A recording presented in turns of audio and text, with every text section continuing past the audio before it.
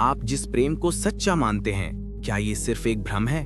क्या आपका जीवन साथी, जिसे आपने अपना माना है, कलयुग के प्रभाव में आकर आपको धोखा दे सकता है? आज हम उस कठोर सत्य को देखेंगे जिसे सुनकर बड़े बड़े ज्ञानियों का भी मोहभंग हो जाता है। नमस्कार। आज हम कलयुग की भविष्यवाणी किसी साधारण किताब से नहीं, बल्कि गरुड़ पुराण और भविष्य पुराण के साक्ष्यों से कर रहे हैं।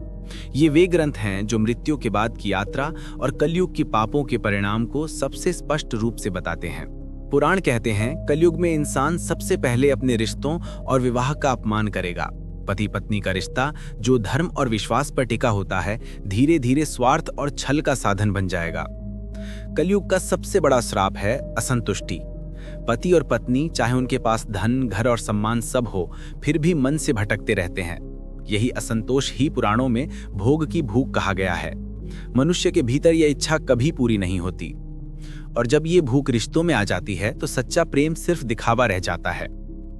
ऐसे दाम्पत्य जीवन में आत्मा का संबंध टूटकर केवल शरीर तक ही सीमित रह जाता है। अब प्रश्न उठता है, जो अपने जीवन साथी से धोखा करते हैं उनका क्या होता है?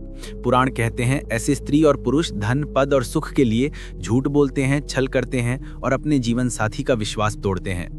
लेकिन ये पाप सिर्फ इस धरती तक सीमित नहीं रहता।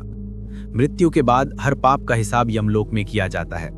गरुड़ पुराण में लिखा है कि विश्वासघात करने वालों को वैतरणी नदी पार करनी पड़ती है। ये नदी गंदे खून, मवाद और मल से भरी होती है। पापी व्यक्ति उसमें डूबता है, चीखता है, पर पार नहीं कर पाता। यही उसकी आत्मा की सबसे बड़ी यातना होती है।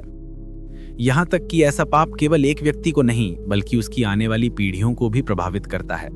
गरुड़ पुराण कहता है कि जिन घरों में धर्म और प्रेम का अपमान होता है, वहाँ सुख शांति कभी नहीं ठहरती। बच्चे भटकते हैं, परिवार टूटता है और जीवन केवल दुखों से भर जाता है। जो लोग अपने रिश्तों में प्रेम और धर्म का अपमान करते हैं, उन्हें कुंभीपाक नरक की सजा दी जाती है। इस नरक में पापियों को खौलते हुए तेल में डाला जाता है। उनकी चीखें पूरी यमपुरी में गूंजती हैं। ये सजा केवल एक जन्म का नहीं होता, बल्कि ये कर्ज कई जन्मों तक चलता है।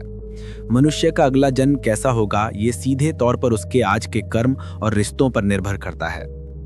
लेकिन पुराण केवल डराते नहीं, वे समाधान भी बताते हैं। वे कहते हैं, मनुष्य कलयुग में जी रहा है, लेकिन वह स्वयं कलयुग नहीं है। हमारे हाथ में आज भी धर्म की शक्ति है। अगर हम चाहते हैं कि ये श्राप हमें ना छुए, तो हमें अपने रिश्तों में सत्य, नियम और स्नेह को लाना होगा। पति पत्नी का रिश्ता केवल शरीर का नहीं, बल्कि आत्मा और धर्म का होना चाहिए। जब तक आपके जीवन में सच्चा प्रेम और धर्म रहेगा, कोई भी पौराणिक दोष आपको छू नहीं सकता। इस ज्ञान को केवल सुनिए मत, अपने जीवन में उतारिए। जय श्री हरि विष्णु।